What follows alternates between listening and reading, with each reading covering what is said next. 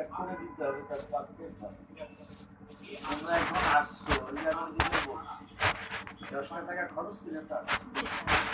এখন যদি গিয়ে বলো গাড়িওয়ালা আমার খরচে করছি কাজ হয় না, এই টাকাটা দাও, গাড়িওয়ালা দেবে?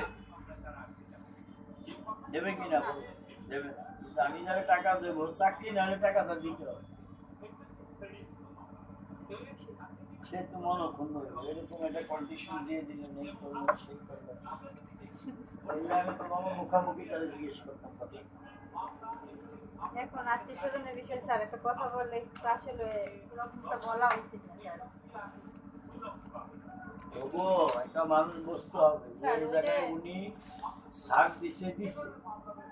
পরে আমি বলছি তুমি 2 লাখ টাকা থেকে নিও, আমার 2 লাখ দিব, আপনি কয়ে না দিলে আমি দিলে আমি বুঝতে পারবো, তুমি নিবা। তোমাকে কইব, কইলে একই কথা কয়ে দিবা, যিনি কাজ করছে উনি যদি বলো তাহলে দেবো, নাহলে আমি দিতে পারবো।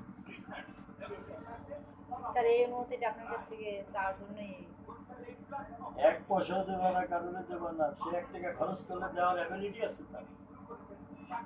আমি তো মনে করি যদি এখন 1 কোটি টাকা একজনকে দিব ওটাই রাখি, সে দেবে করছে, তার পিছিয়ে আমার ঘুরতে হবে, কি জন্য বললো? স্যার সে ফোন দিতেছে বারে বারে, বিরক্ত করতেছে স্যার। হ্যাঁ, ফোন দিতেছে যে আমরা 1 পয়সা আপনার দিকে দিতে পারবো না। যিনি কাজ করবে সেখানে আমরা যা করা লাগে আমি যা বলছি ওটা আমি দেবো।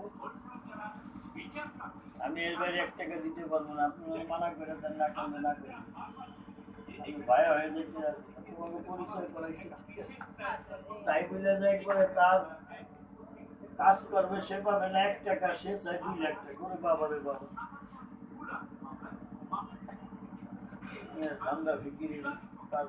স্যার আপনার কাছে কি